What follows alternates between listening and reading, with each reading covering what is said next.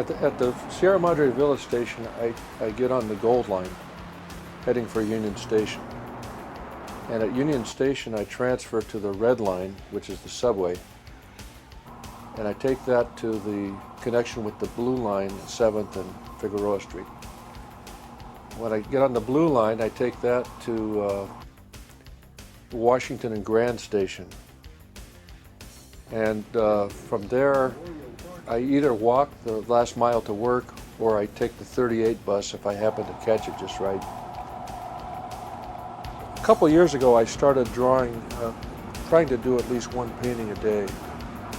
And I've been doing that for a couple of years. The next stop is Lake Station. And so I started filling up notebooks, sketchbooks that have watercolor paper in them. Sometimes I'll draw somebody and then I'll see them a month later and I'll say, oh yeah, I remember I drew that guy. So I met Pete one day. I was on the Gold Line reading a book, and as I got off the train at Union Station, I ended up walking out beside him, and he kind of nudged me and showed me a sketch that he had done, and that was me, and I was quite surprised and shocked. Typically on the train, everyone just pays attention to their book or their phone or whatever they're engrossed in, and there's very little communication. It's not very social. And I'm not always that accurate, but sometimes I'm pretty accurate that it's unmistakably that person. And then some people I see regularly, they get drawn more than once. They rarely know that I'm drawing them. I have a feeling that this guy suspected something was going on. At one point he woke up, kind of looked over at me, and I kind of acted casual. But for me right now at this point in my life, my daily drawings and my paintings are really my connection with the world. A lot of people understand what I'm doing and they get it and they identify with it in some way. I especially like talking to young people.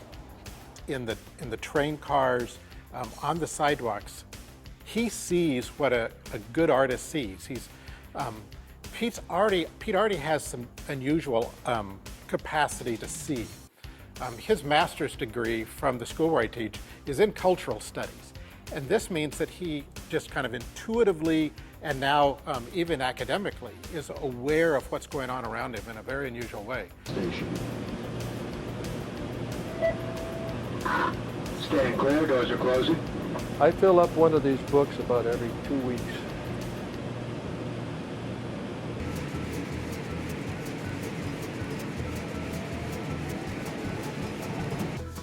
And so these are, in the beginning, are black and white sketches of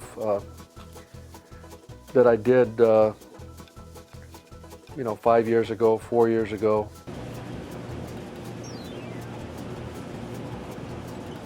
And it's just all of these amazing drawings of people to and from work, to and from shopping, whatever they're doing. Some of them you can see are very kind of withdrawn into themselves. It's kind of a silent, pondering time. Others are engaged in the fact that this is the one time during the day they can get conversation with a friend before they're going to work. Others are showing just their weariness, the hard work that they're doing. Others anticipating something. But he picks up all of that, the human interaction, the expressions on the faces of internal life. It's just an amazing.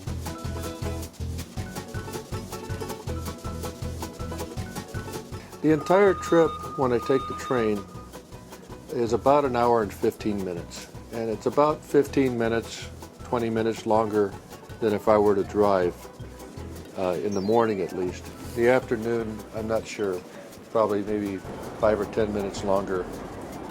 But it creates a space, a time space, where I can either read a book or most times I'm just sketching on the train.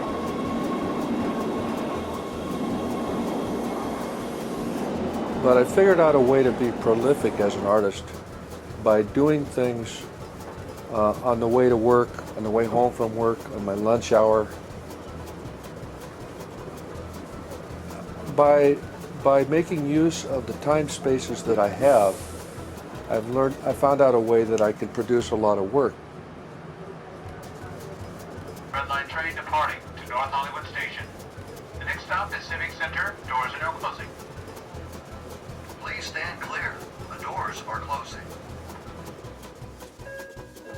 One of my goals this year, I want to have a show. I have to have some way of letting people know what I'm doing. For most of the years I've known him, I would say he was shy, but not aloof. He was always very kind and had a gentle presence, but boy, he didn't talk very much at all. And now he's just so kid-like because he's having so much joy doing what he's doing, because he's found something in himself that's just gushing forth. And it's pure. There is no pretension about it. Plus, it's very schooled because all of his experience is present. His skill with the medium and his visual sense is marvelous. During the last year, I've self-published 2 books on Blurb, which is an online self-publishing company. One is called Curbside LA, and the other is called Writing the Metro, which is 114 pages of sketches done on the train.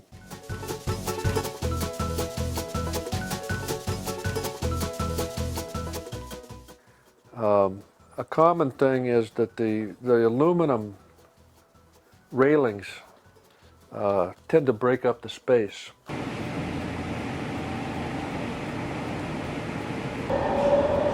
next stop, this is our last stop. Please make sure to gather all your belongings.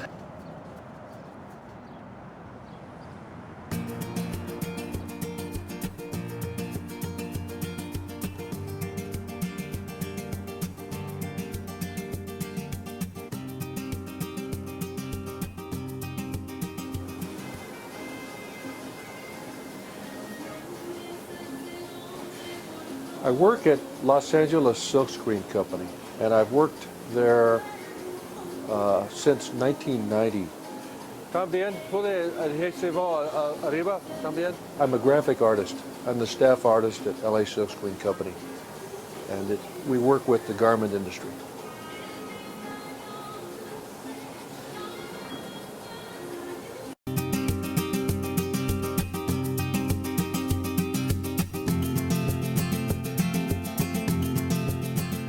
Today I met a man named Harry who was watching me draw. He used to teach ceramics to handicapped kids. So anyway, I make little notes like that.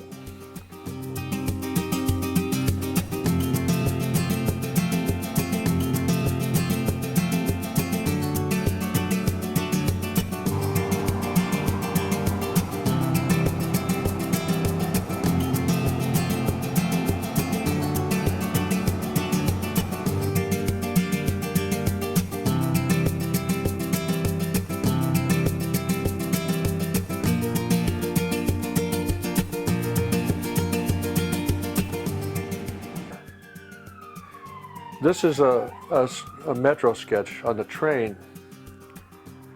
And recently I've been thinking more about how the exterior of the environment, the areas that the train passes through. So in this case I actually took out the side of the train. And the only way you know it's on the train is because of the railings. But I wanted to remove the distinction between the exterior and the interior. So I was playing with that idea, almost as if she's floating through space and passing through the different areas. This cover,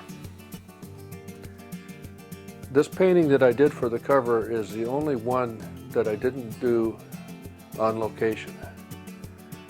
The reason why is one of the people I sketched during this project when I was putting this book together I sketched him, and afterwards I showed him the sketch. He liked it so much that I wound up emailing him the sketch. And later that day, he emailed me the black and white version. And then after he had painted it, he emailed me that one as well. And we kept in touch over email. And then a few weeks later, I saw him getting on the train at the end of the line at Sierra Madre Villa. And saw him start to sketch someone. And so I took a picture of him and emailed that to him, which he then painted. And it looks really nice. It worked out well. Lo and behold, when I got to work, he had emailed me a photograph of me sketching on the train. And I thought, well, you know, I'd never be able to get an angle like that if I just tried to draw my reflection. And so I used his photograph and did a painting. I wouldn't ordinarily use somebody else's photograph. He liked the photo, and he asked. He said he'd like to use it for his book. When he emailed me the sketch, he had told me that I was free to do whatever I like with it. So of course, when I photographed him, I told him, sure, you use it however you'd like.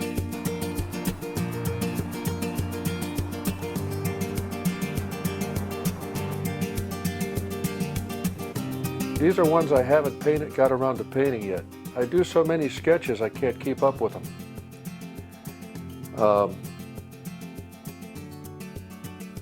This is one of the few sketches where you have somebody looking straight at me. Usually I'm drawing profiles or from an angle, and that's partly because I don't want people to feel uncomfortable, and I want them to, if they do know that I'm drawing them, I want them to be able to pretend that they don't know.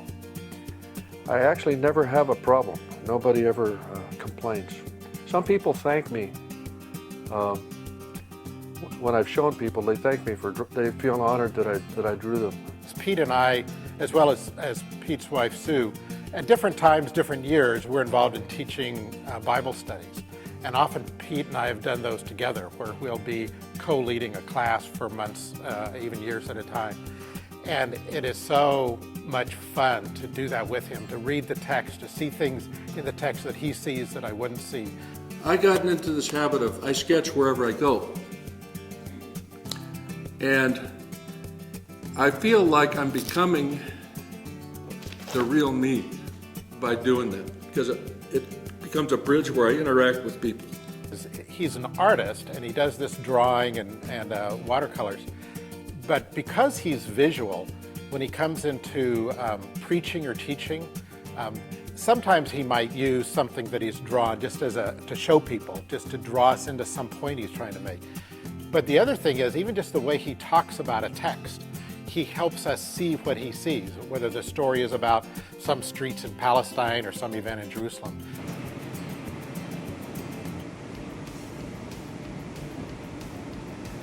And this is a view of downtown, looking toward LA Live area, looking across from the Washington and Grand station of the Metro Red Line, Blue Line. And that's where I catch the train on the way home. And so I painted this on location. It's the view from the station looking toward downtown. Since I turned 60, I've been thinking about legacy for my kids.